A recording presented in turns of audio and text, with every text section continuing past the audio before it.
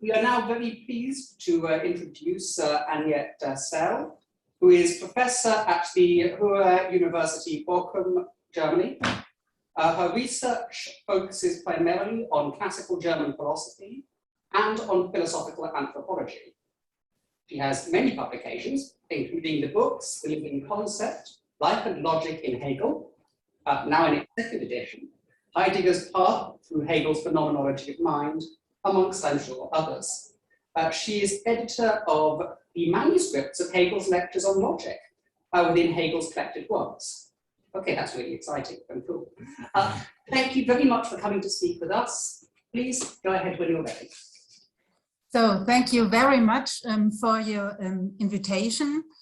I'm very sorry for not being in Warwick, but because of COVID-19, it wasn't not possible, because I've been in France a few days ago in the south of France. This is a red zone, so it was not possible to come, but I'm really happy that now I can speak to you about idea and life in Hegel's logic. So let me start. The immediate idea is life. With this sentence, Hegel introduces the chapter on life, which is located in the logic of the Encyclopedia of Philosophical Sciences within the sections on the idea. The idea in which subjectivity and objectivity are to correspond to the goal and at the same time the highest determination of Hegelian logic.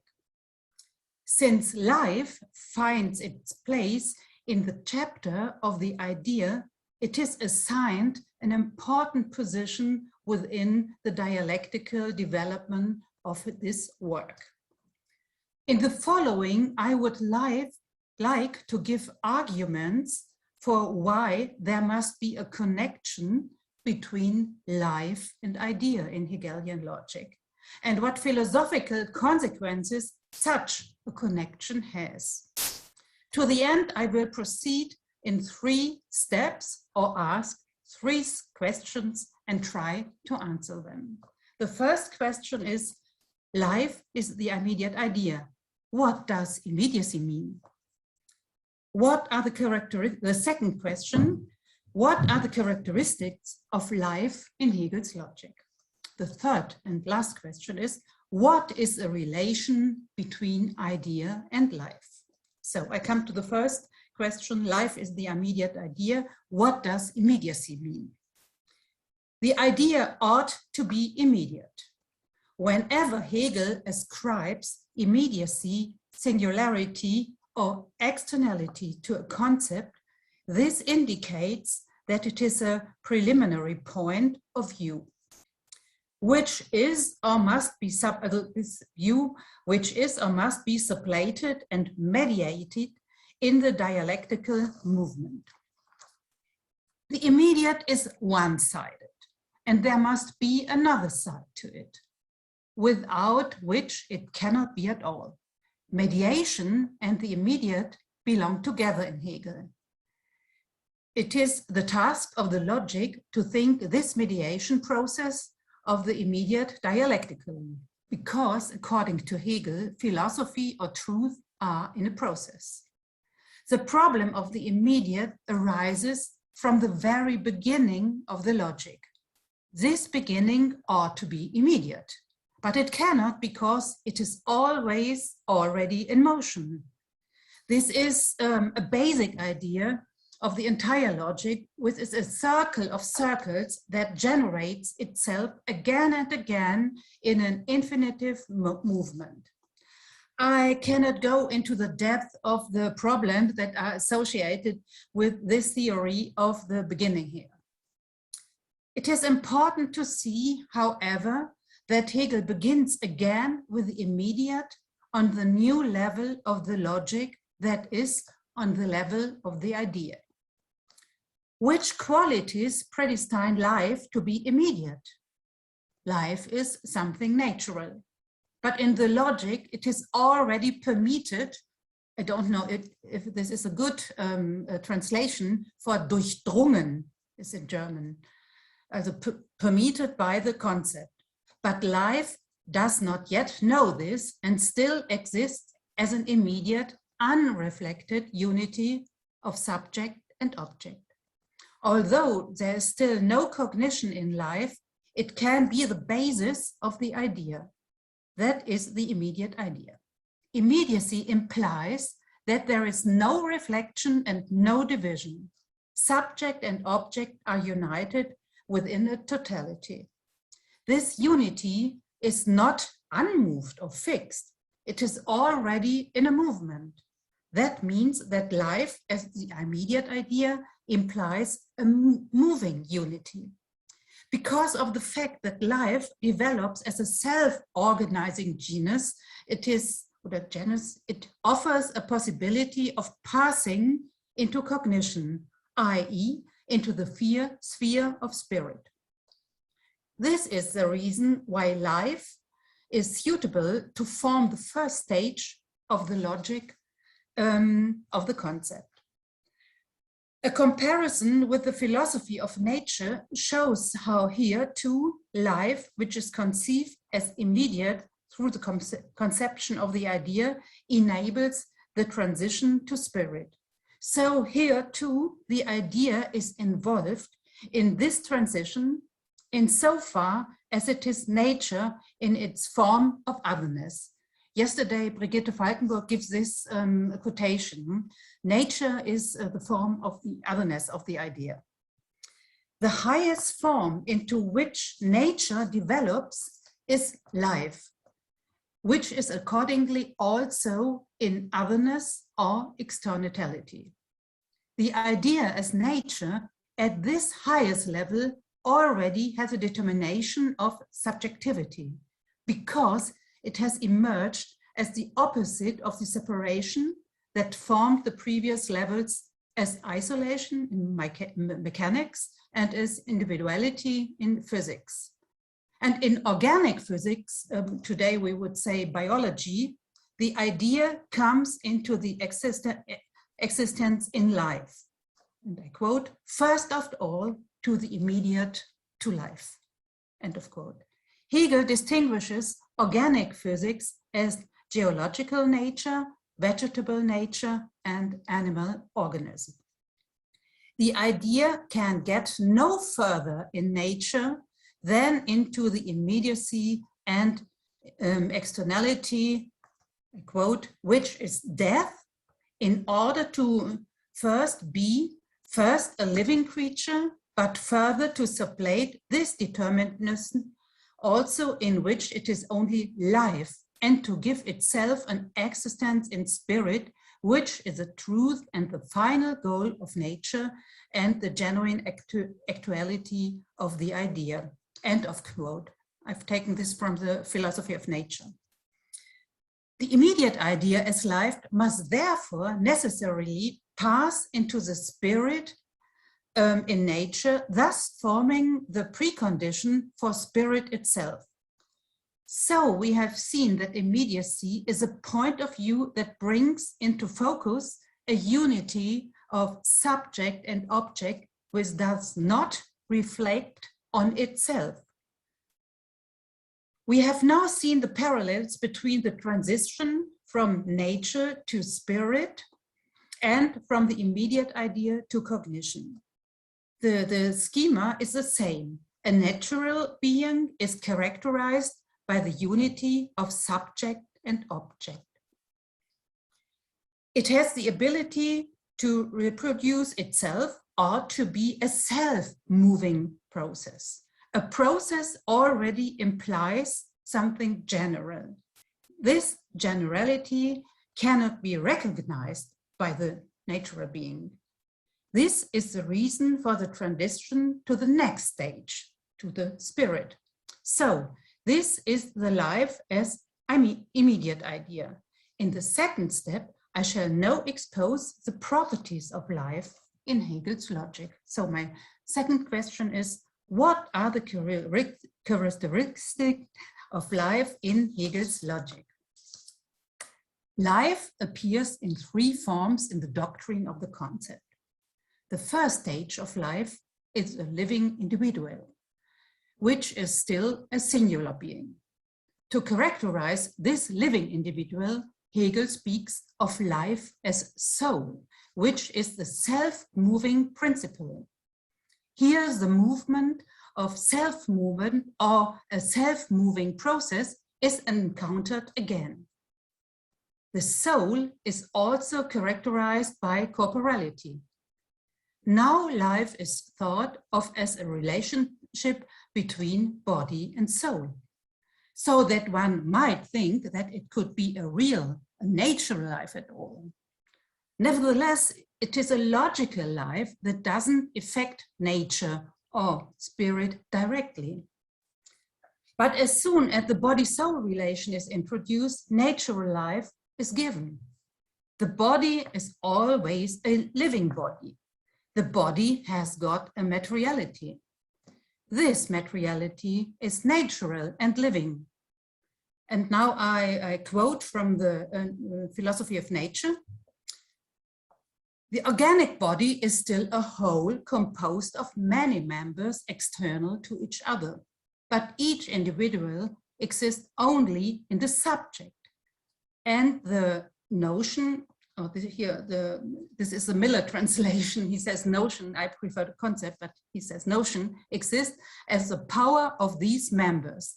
Thus it is that the notion, which at the stage of notionlessness, in German Begriffslosigkeit, is only something inward, first comes into existence in life as soul. So, end of quote. The soul is the existing notion, or I mean the existing concept.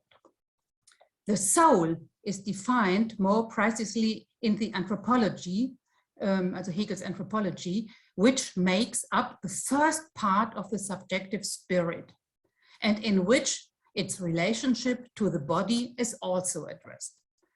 The conception of man is therefore initially understood by Hegel as a doctrine of soul. In the subjective spirit, anthropology is conceived as a soul that initially appears as the natural soul. Here, the natural properties of the soul are primarily considered. In detail, and again the background of the scientific research of his time, Hegel deals with the physical constitution of human beings. In general, Hegel defines the soul as something immaterial, specifying it as an immateriality of nature. In this immediate area of the immaterial and the material, Hegel conceptualized the soul. In Heinrich Gustav Foto's lecture on philosophy of spirit of 1822, Hegel sums up this thought, and I quote from this lecture. The soul, life of the spirit. This determination contains the immediate answer to the question of the relation of soul and matter. What is the connection between these two? How can they affect one another? The soul is immaterial for itself. This is usually easily admitted. Then one has the material outside, but the soul must be conceived in such a way that is not posite as another against the material, but that it is the universal truth of all material things, the simple ideal life of nature. End of quote. In this quotation, the determination of the soul and its systematic status become clear. It is conceived as a general universal truth or as a concept of the material. It is an entity and as such also has a direct relation to the concept. Likewise, the soul is self-producing as a principle of the living and as a conceptual principle. The soul organizes the living body, especially against the background of the Aristotelian conception of the soul or entelechy. Hegel develops these thoughts in the Science of Logic. But the Aristotelian entelechy must be distinguished from Hegel's statement that the concept is realized as a soul in a body. With Aristotle, it is the soul itself as entelechy that is realized in the body. Now I give a short quotation from Aristotle, De Anima. It is therefore necessary that the soul be a being as the form cause, the Formursache of a natural body, which has life in its possibility. But the essence is perfection, entelechy. So it is the perfection of such a body, end of quote. With Aristotle, the soul reaches a higher level in relation to knowledge. Whoever wants to come to the knowledge of truth has to think the soul. Aristotle articulates this thought right at the beginning of De Anima. Here, the soul is the first entelechy of the organic body. This organic living body is in its materiality that which is in possibility. It can only be realized through the form given by the soul. According to Aristotle, no natural life is possible without the form-giving soul. The soul is bound to the body, and in this respect, it is in a certain way a biological phenomenon. Through the entelechy, which expresses the self-motion of the living body, the soul is, as it were, a sensible phenomenon. For Hegel, the soul does not have this meaning in the process of knowledge. The soul, which in Hegel's system is located within anthropology, remains the lowest level of the subjective spirit. The logical life is thus systematically connected with the soul, although in the logic, the soul is already determined by the concept and not by the nature. But we have to see that a natural form of life is a model, also in German, ein Modell or a structure that Hegel uses to demonstrate the immediacy of the idea. The body-soul relationship still adheres to a form of externality, but it is already conceptual here too. Hegel then determines the objectivity of living things as an organism consisting of many members. And since this organism is already animated by concept, it shares the determinations of the concept, including universality, particularity, and singularity. Hegel takes these designations from the chapter about the syllogism in the doctrine of the concept. Life also plays a role in the logical operation of the conclusion. To the above-mentioned logical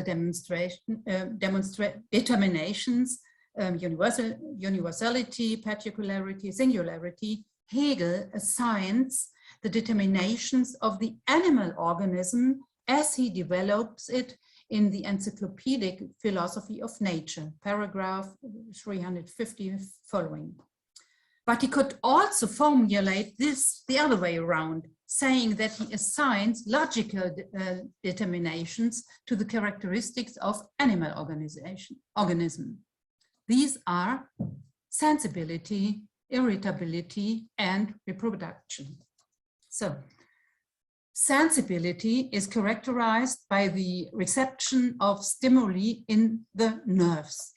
It is assigned to the immediate universality because it takes in what is external, i.e. externality. Through this ability to receive and integrate the external, it can be the general and still remains undivided in itself.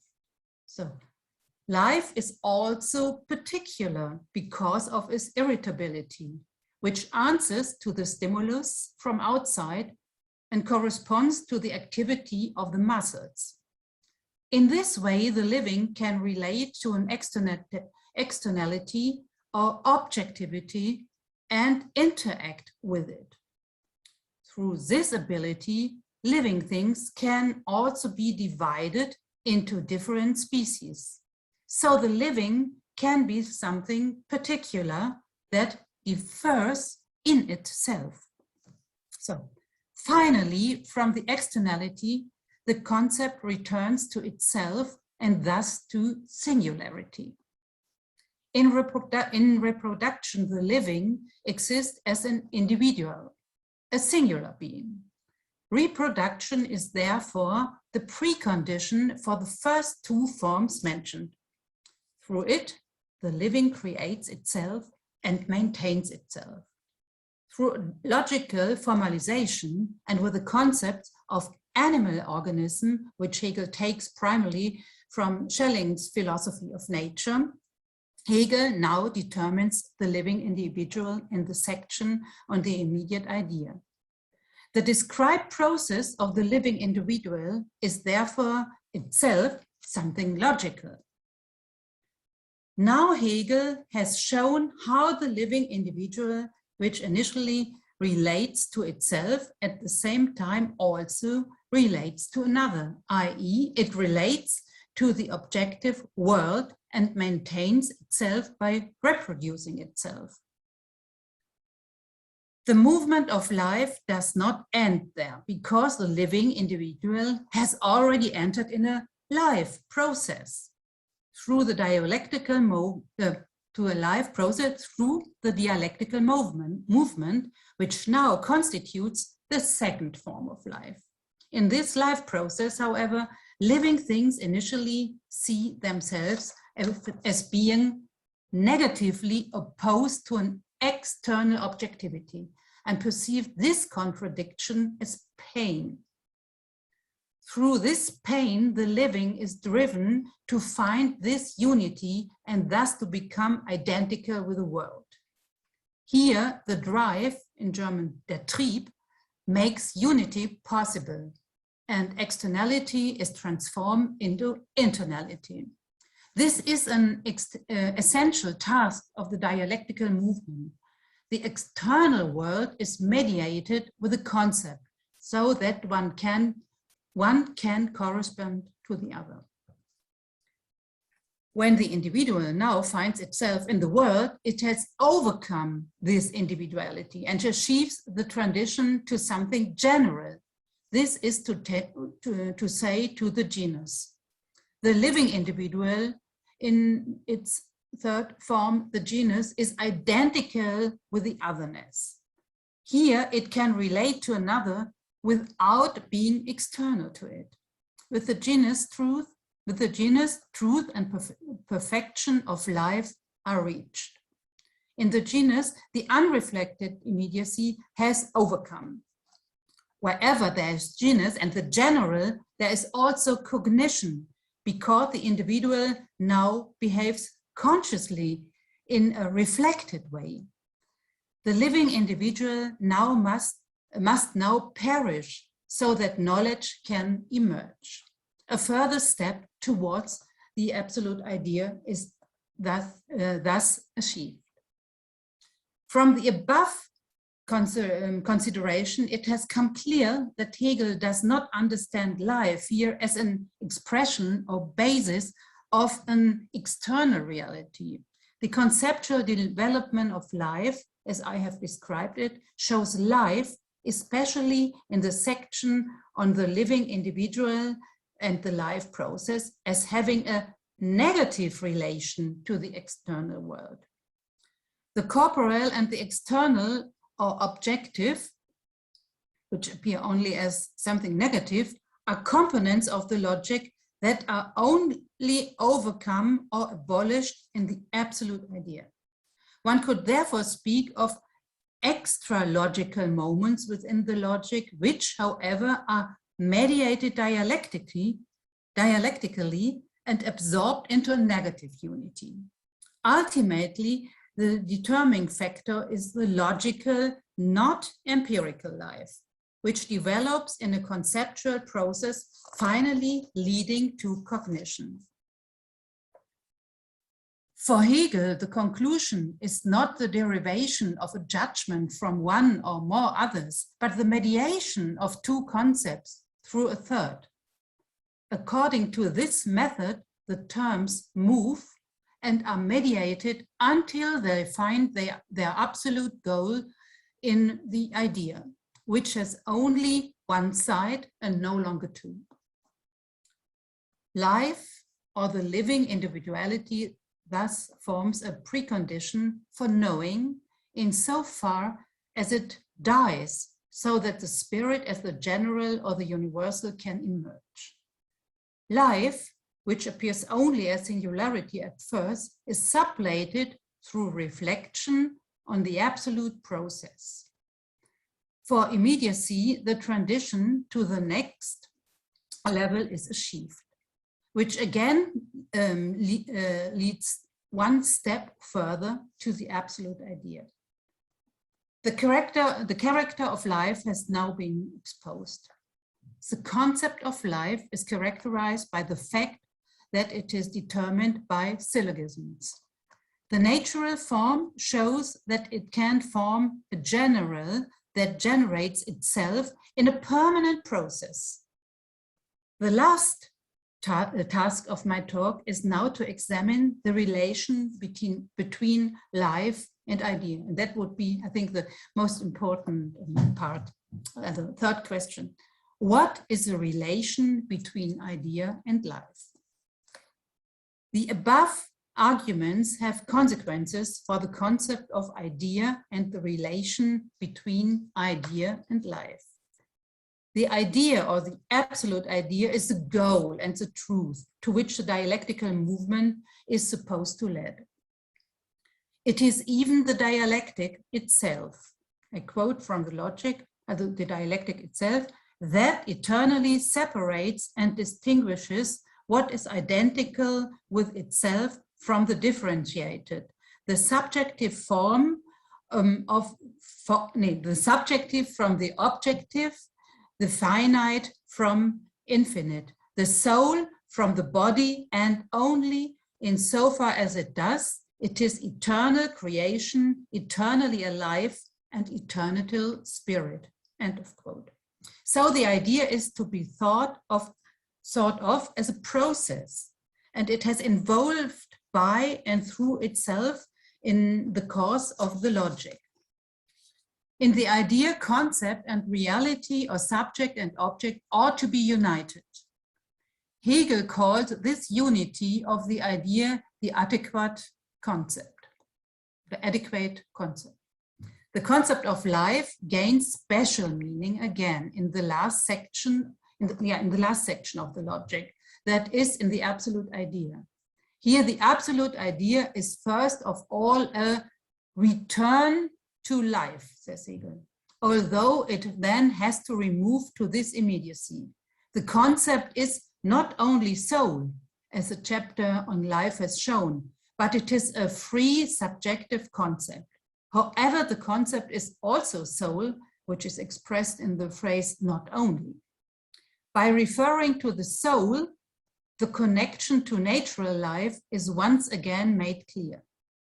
A few lines later, Hegel again characterizes the absolute idea in terms of the concept of life. I quote from this chapter: the absolute idea along is being, imperishable life, self-knowing truth, and is all truth. End of quote. Here, the concept of life assumes a more developed form than the one previously described.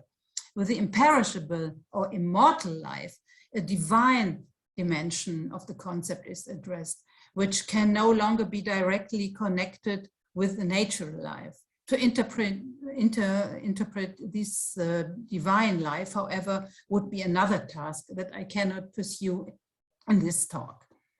Now the concept of the idea is part of a tradition within the history of philosophy that Hegel processes in his conception. In the introductory passage of the section on the idea, he explicitly refers to Kant's concept of the idea. Whereas for Kant, the ideas are necessary, but have no objective validity, Hegel sees in them the unity of the concept and reality, as well as of the objective and the subjective.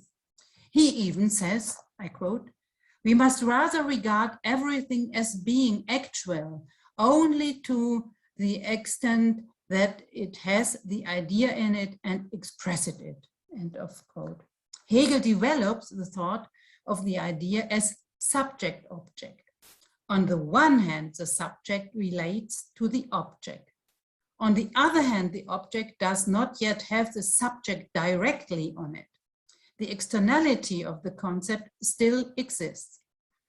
But this disappears because it returns into the negative unity of the concept, which means that objectivity is already permitted by concept and is no longer finite or changeable.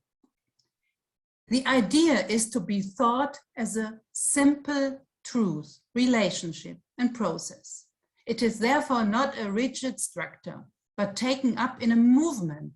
And so it initially shows itself to be immediate because although objectivity is appropriate to the concept is not yet liberated. The immediacy of the idea is given with life. And it is through reflection on this process that immediacy and singularity are overcome. So the idea develops into the true and the good until it reaches its absolute truth.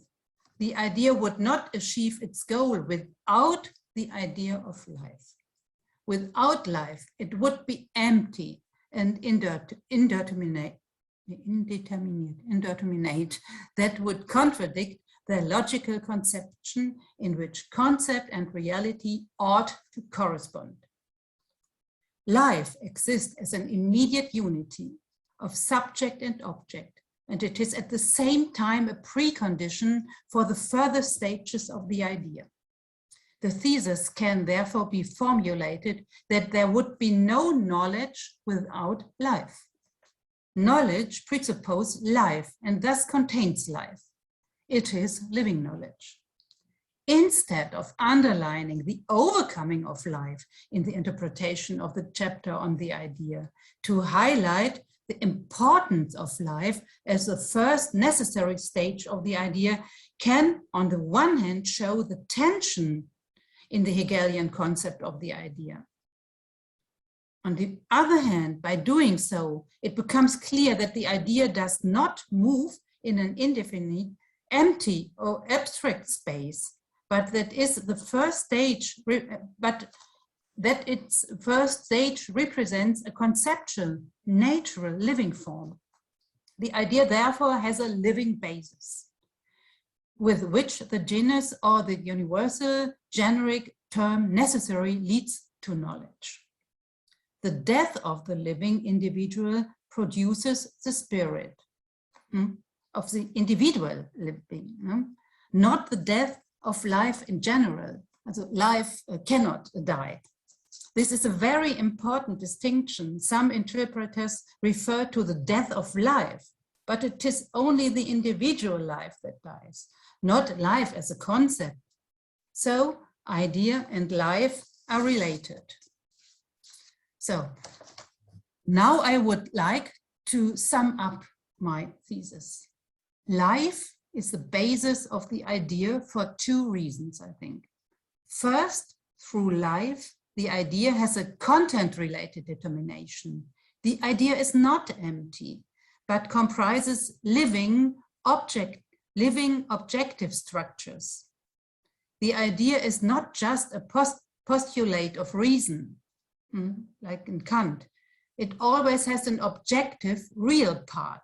It is a unity of subject and object. In his logic, Hegel says explicitly that the idea must also have content. Here we see the difference to Kant's transcendental philosophical conception of the idea. Hegel construes the idea in the form of a dialectical movement which takes place in a rational being, i.e. in a human being, and forms a supra-individual structure. In this structure, subject and object are connected in the manner of idealistic thinking. For characterization of logic, this means that it does not contain empty, dead forms of thought, but rather has the idea and life as its content. That was the first reason for the life. The second reason why life and idea are connected and why life forms the first stage of the idea in Hegel's logic lies in the systematics of the concept of life itself. With the concept of life, Hegel has a conceptual model that allows him to think the self-movement. This self-movement is still immediate and takes place without an external impetus. It is an immanent movement that always works in the idea. I have shown in my talk how this movement takes place. So, the last.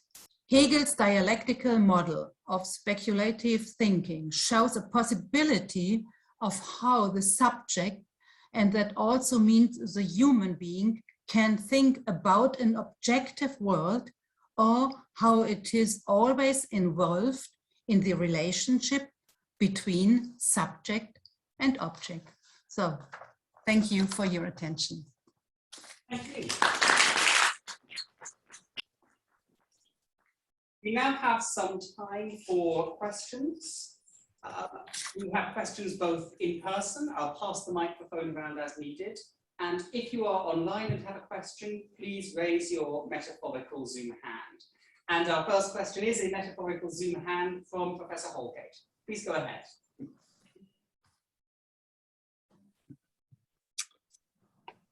Sorry. Okay. Please. Good. Okay. Hello, Annette. Nice to see you again. Hello. We last saw one another in Mexico, I think. So thank you Yes. for the talk. I wanted to ask a couple of small things, actually. One is to do with the passage you referred to,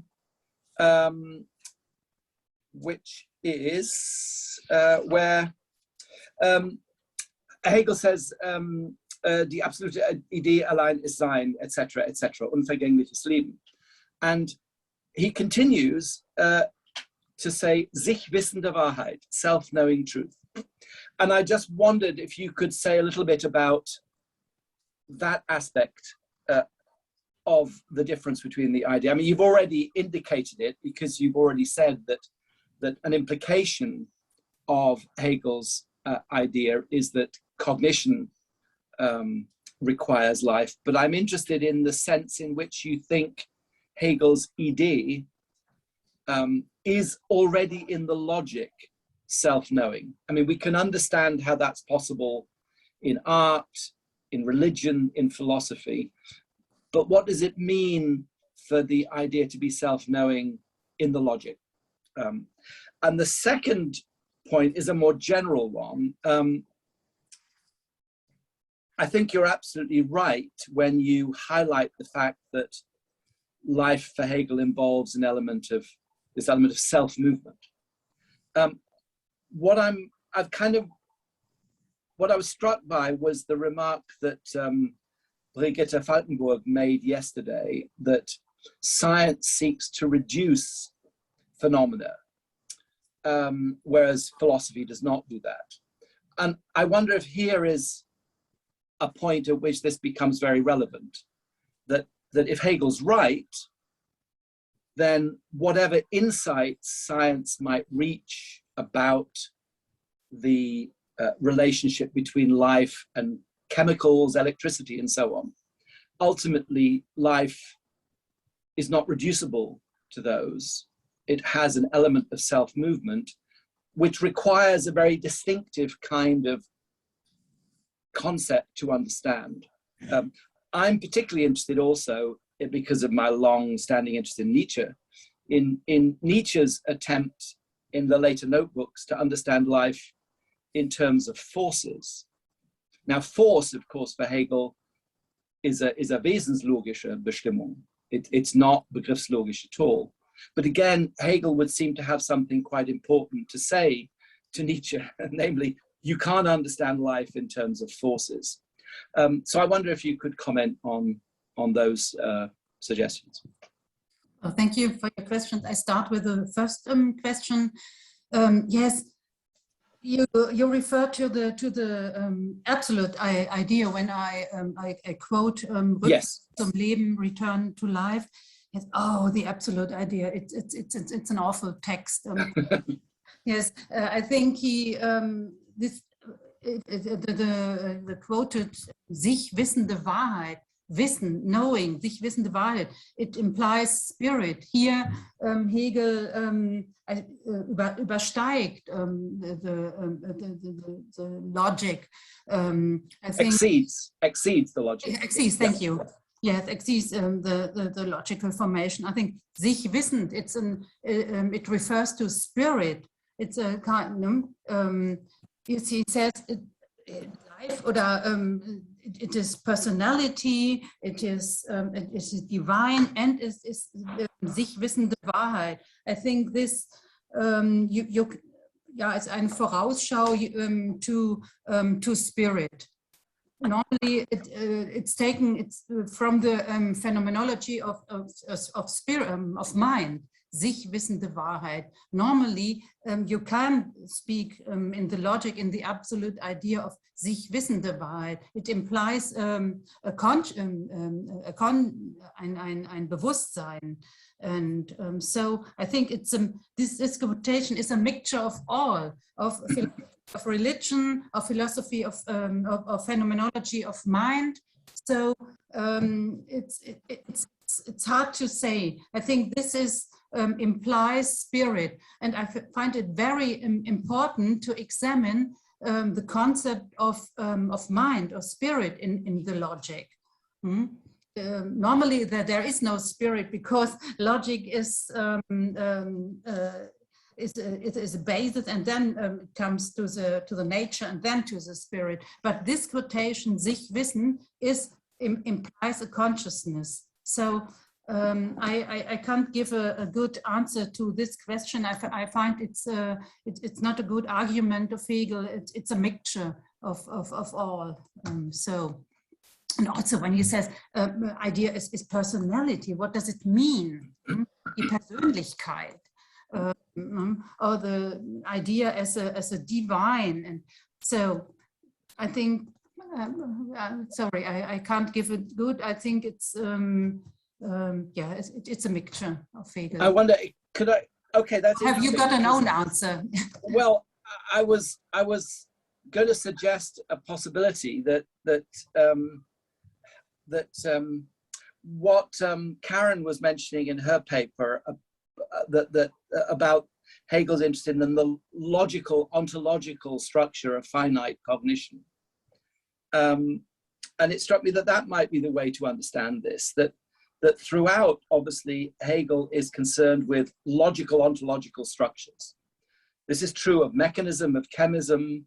We're dealing there with a logical ontological structure without chemicals as such yet. Similarly, in life, we're dealing with an ontological structure without living beings as we assume them to be.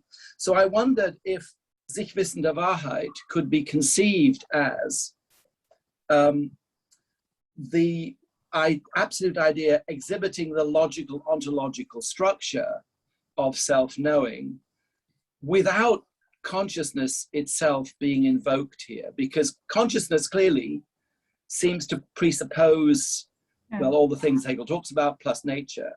But I don't know that there's a problem necessarily. If we can think there's a logical structure to life, then why can't we think that there's a logical structure to sich wissende Wahrheit? Anyway, that would be one suggestion. One would have to say that what's being prefigured here is spirit, but we don't yet have spirit. Yeah, that's right. But if you say sich wissen, that implies spirit, but we haven't got spirit. So we haven't got spirit. That's right. Yeah. Anyway, okay.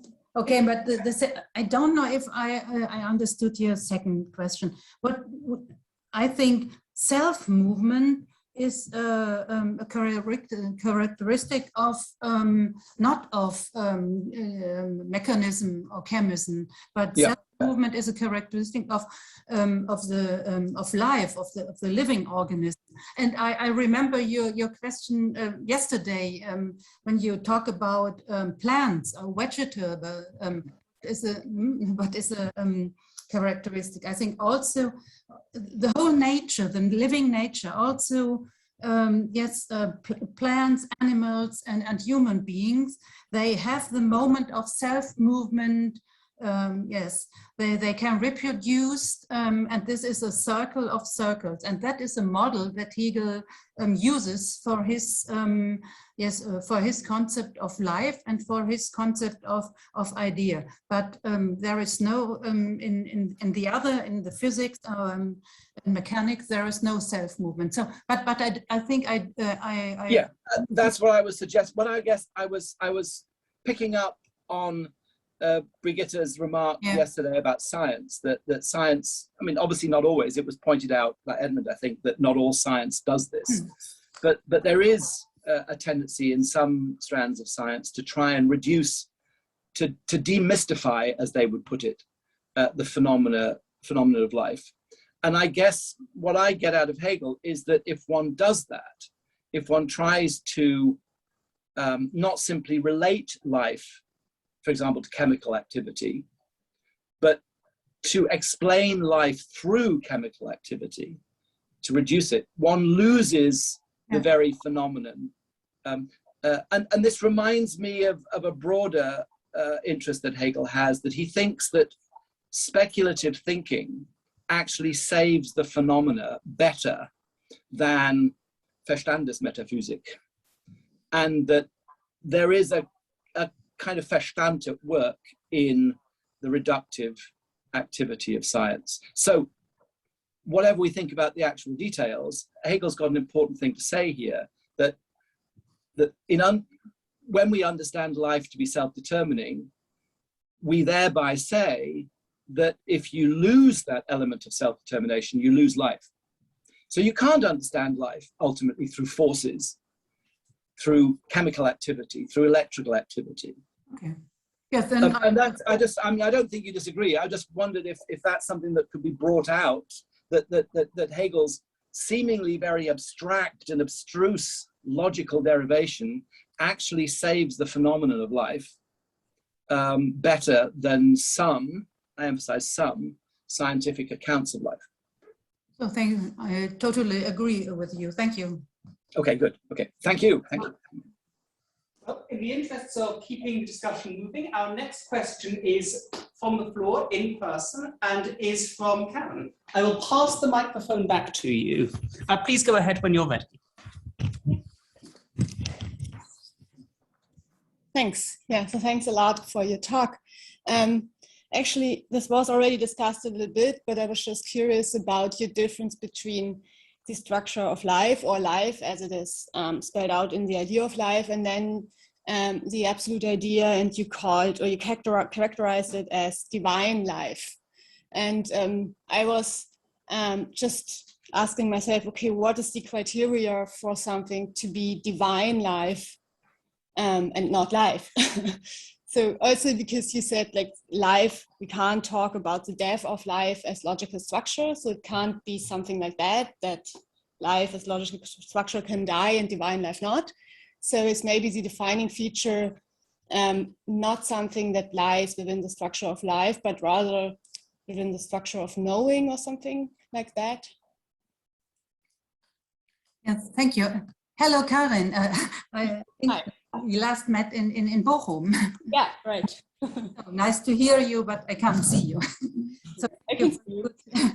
for your good question.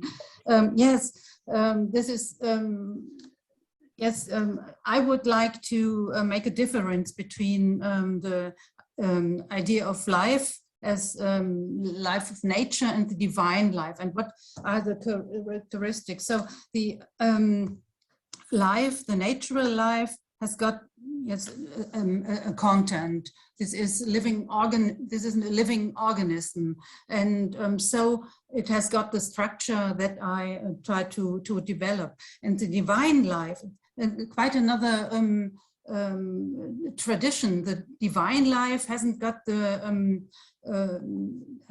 forms of this organism. The divine life is eternal, but it's quite another structure. If you see the concept of life in the philosophy of religion, it's the early writings of Hegel. He has got life and the divine life, but it's got another quite another structure, not the structure of self moving. Then it's it's another history, the history of the Bible, Jesus as life. So I think one can't compare these two conceptions concerning systematic. The life of nature is, as I have shown, but the divine life is is taken from the Bible. And yes, if you see it in the early writings, or life of Jesus. So this I would like to make a difference between these two concepts. Oh, have you got another idea for? Thanks a lot. Yeah, may I ask a little follow-up? Of course you can. Okay. Thanks a lot. Yeah, that's helpful. I was just wondering, okay, but if it is another structure, can we then really say that the absolute idea is divine life? Because if Hegel says something like, with the absolute idea, we're actually back by the idea of life, or we are back in life, what does it exactly mean? I mean, that's difficult, but I always thought a little bit something like, okay, also the absolute idea has in a way the structure of inner purposiveness. But if that's the case, then it would be kind of the same structure, whatever that means, but yeah. Okay, so I would like to make a difference, because divine life here says personality. This is something what has to do with God, with Jesus, and this the divine life has no roots in nature or in the structure of a living organism. So, but it's an interesting question. Life is.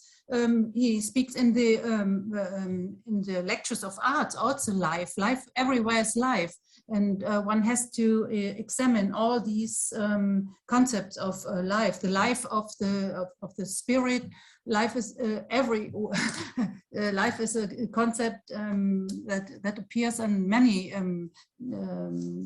also in Hegel's philosophy, but here in the idea it is a natural life, and I would like to make a difference between divine or life in arts. Yes. Okay, thanks a lot. Philip, would you like to go ahead? Oh, yes. Hello, Annette. Hello. Thank you very much for your talk. So I think I heard you say at some point that there is no spirit in the logic. And I think that's generally correct, but there is a passage in the introduction to cognition where Hegel talks about that Yes. the truth of the idea of life is the idea of spirit. And then he, at the end of that paragraph, he qualifies, we have here what pertains to spirit as far as it is logical, right? And so I guess I would like to hear what you think about that. What is Hegel doing here? Like, what is the appearance of spirit doing here? Well, how do you interpret that? And then there is, secondly, let me just read a passage here. He says, the truth of life as absolute negative unity consists, therefore, in this: to sublate the abstract, or what is the same, the immediate singularity, and as identical to be self-identical as genus to be self-equal. And it seems to me like something of the similar structure or movement is happening at the end of the philosophy of nature, where the genus is trying to sort of consume or integrate the living individual. But in this process, the living individual perishes. But it seems like it's a purpose that life itself enacts to then generate death. I wonder if you could say what you think of that, if you think that life generates death, or whether death is something that happens to life from the outside. What do you think it's like the part of the logic of life? So to begin with the second question, I totally agree with you. I think I have shown the parallels between the transition from life to spirit in the philosophy of nature and in the logic. So with your second question, I totally agree with you. So but the first question, yes, spirit, yes. First to Stephen, I said yes. Spirit is the part you mentioned. There he speaks about spirit, but spirit hasn't got, or spirit or mind, I don't know what you say. So it hasn't got a systematic role in the logic. The logic is a basic. There is no spirit in. Yes, so there is no spirit in the logic. The spirit is developed in the philosophy of spirit. So when he talks at this, this part of spirit, it's only an example etwas zu erklären, but not in a systematic way. It's very important to see this. Yes. And some paragraphs he uses there's concepts which are not developed. So it's only an example here. Yeah. Mm-hmm. The part Stephen mentioned, Sicht wissend, it sounds like spirit, but there is no spirit in the logic. So I can't say nothing more about it. Okay.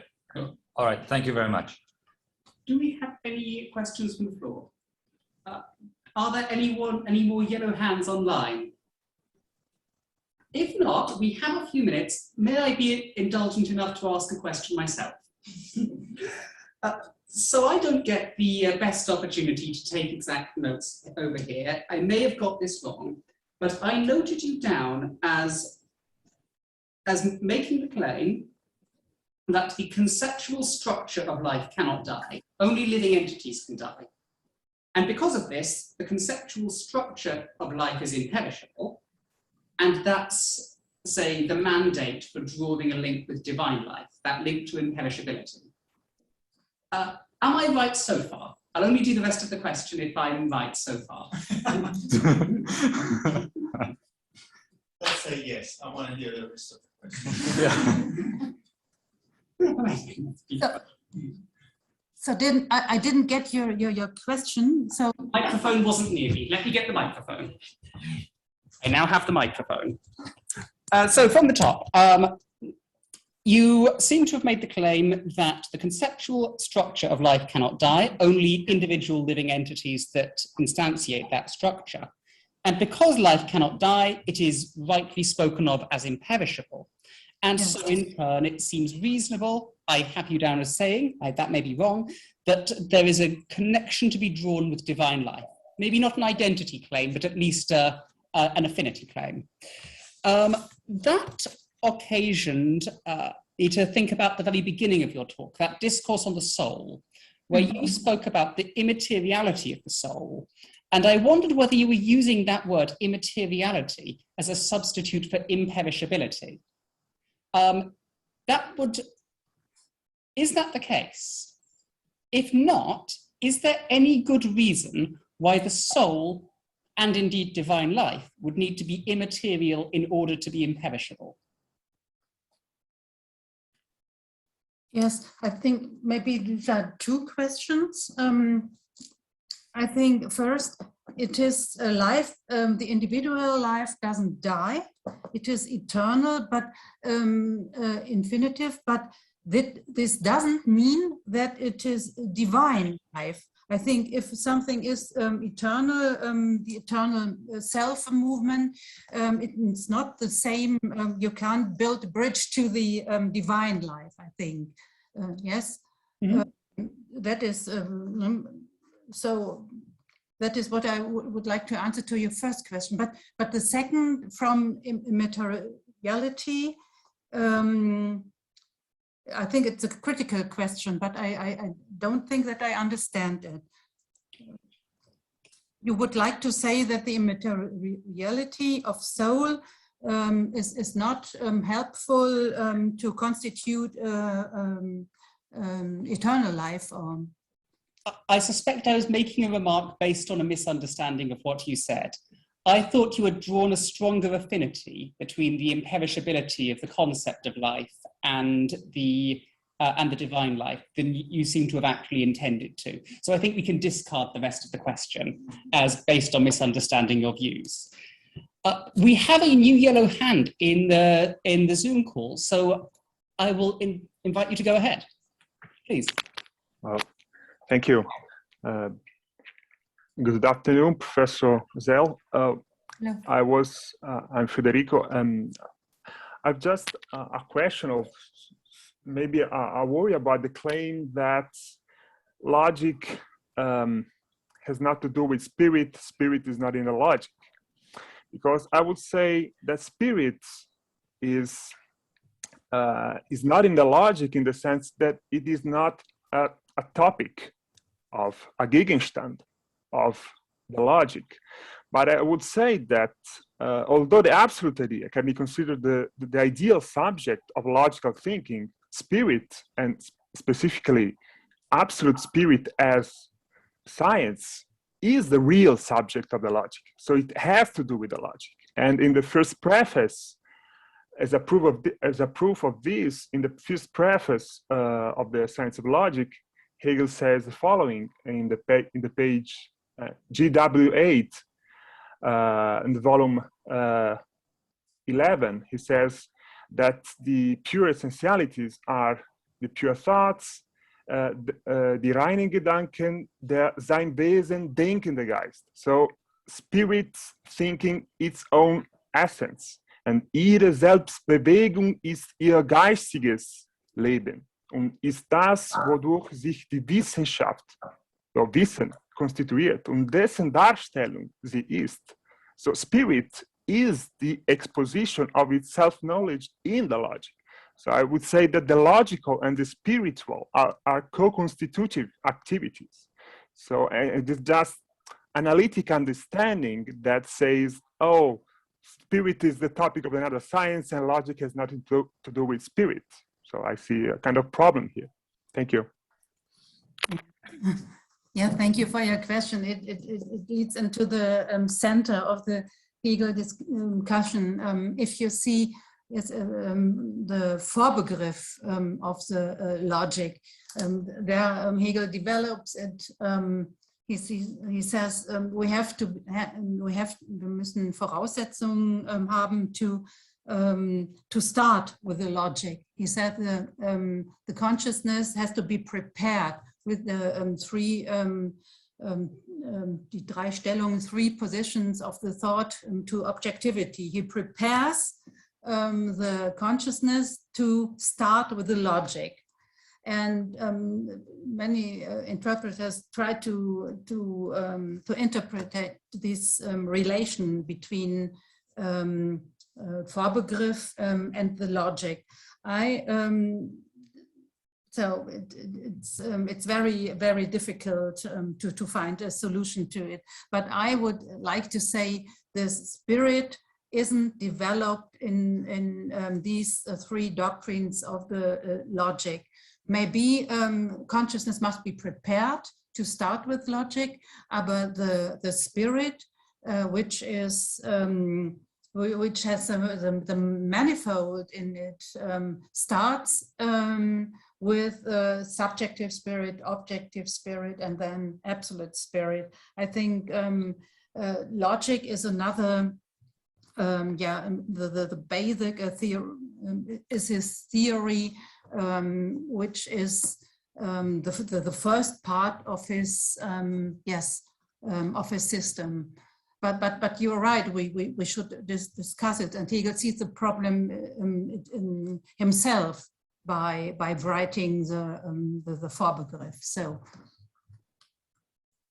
Our next question comes from, would you like to... Let's first hear Gambarotti. Okay, in the interest of time, we've got time for 2 more questions, one from Zoom and one in person. Andrea, would you like to go ahead? Yes, thank you. So I would like to, so thanks for the talk. First of all, it was a very interesting talk. I would like to go back to the question of the immateriality of the soul, which was raised by Edmund. And I have a hypothesis, so I wanted to convey the way I understand that and see what Annette has to say about that. So when someone says that the soul is immaterial, for me, it's somewhat self-understanding and related to the fact that soul is per se, as I was also kind of mentioning yesterday, it's a strong Aristotelian concept. And for Aristotle, the very definition of the soul is the form of a body, which is the organization of a body. And then, of course, in the life section, he shows how this organization is always related to its negativity, to objectivity in the life process section. But then, of course, in the genus section, what Hegel says is that, well, the organism has to relate itself to its negativity, to that objectivity, to keep the whole organization or the soul going. But sooner or later is destined to defeat because it's going to die at some point. And the only way that form can be maintained, so the real self-maintenance of that form, which does as form is immaterial, is through the universal of the genus. So in that sense, maybe this understanding allows us to think about the immateriality of the soul and the it sounds weird, the immortality of the soul in the Aristotelian sense, without being non-naturalistic or without going too much in a theological direction. So I wanted to know what you think about this. Thank you. Yeah, thank you. It's a very good solution. And I think we have to, that is what I try to do in my talk, to distinguish these two concepts of soul.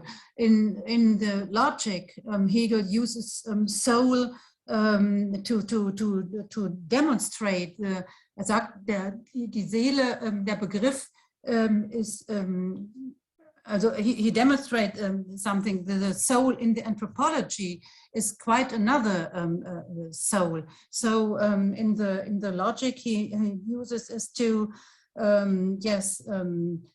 to show this self movement, and that and that what you say. So I totally agree with you with your solution to convince the colleague concerning the immateriality of soul. Thank you. Thanks. Yes, I'm a bit puzzled about various ways in which the significance of death at the end of the discussion of life in the logic has been described.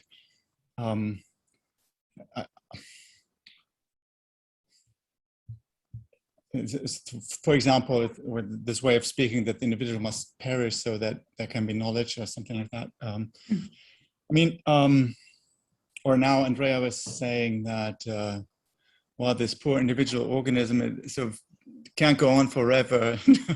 But I mean, there are these three processes in the chapter life: internal process, external process, genus process. And all of these three processes have the formal character of an identity, as well, of opposing descriptions that are attracted. In the case of the internal process, the description is that each organ, as were, subordinates every other organ to itself, makes itself the whole. How does it do so? By subordinating itself to every other organ, and that's the same. In the external process, you have a description of the organism as dissolving itself. Mm-hmm. And that self-dissolution is, at the same time, and as the dissolving that it is, its reproduction. I think in the genus process, what is described is that, I don't know, birth and death are the same. And so the point is not that the individual comes to grief and, I mean, so the way in which the animal can be or is idea is by being its own source. But how is it that? Is it by dying, but in such a way that the dying itself is the reinstantiation of it, but in another. Now that's the limitation that we have in the immediate idea, that that the universality of the animal can be realized only through this sort of identity of dying and giving birth. You know, in a way you could, so I was thinking there are some animal species where, in fact, the act of reproduction is the ceasing to be. And I'm thinking to those examples one must turn in order to understand the essence of the logical character of the animal. There's some animals that, as it were, keep going after reproducing, but that's basically accidental. That's sort of a luxury. But they don't need it as animals. As animals, they exhaust themselves in giving rise to a new one. So that is the death. And here in this description, death goes with a certain, with the way in which the animal is universal and belongs in that structure. And I'm just thinking that this concept of death, which is not, for example, I don't know, Heidegger's concept of death or whatever, doesn't apply to her who knows as knowing. This just has no space there. It doesn't, because she herself is universal. That's what the animal is, and the animal is universal only. So it's not that the individual as well must die. Something like that death, that concept of death, that death, you know. Sorry, again, there's a transformation, a complete, I don't know, logical reconfiguration of the very idea of death. You know, that is at issue. Not so much that someone dies. I don't know. Sorry, there's a remark. My question is, what do you say to that? Yes, thank you. I think you agree with me. So I say the genus, it doesn't stop with death. The genus survives as a genus, but as Hegel says here in the logic, the individual dies. And also in the philosophy of nature, of animal organism at the end is illness and death. The individual dies, and then with it's awful, but Hegel writes it. The individual has to become ill and to die, and with the death, it emerges spirit, universal. But that is what I want to point out. Not it's only the individual animal that dies, but the genus, das Allgemeine survives, and with this the spirit or the knowledge is there. But I agree with your argument. I think we have something in common, but we can't neglect the death. The death is there. The individual dies, the individual animal and the individual in the logic. But that is what I would like to point out, that only the individual dies, but not the genus. In the reproduction, in the birth, the general survives, and with it Hegel works, and this means the transition. Thank you very much. Shall we have one more round of applause? Thank you. So thank you very much for coming to speak with us rather. I enjoyed that very much indeed. We will now have a 15-minute break running up to 2:30 when our next session will start. In the meantime, for those present in person, there'll be coffee downstairs. And for those online, the Zoom room will remain open. Come back and see us at past. Thank you.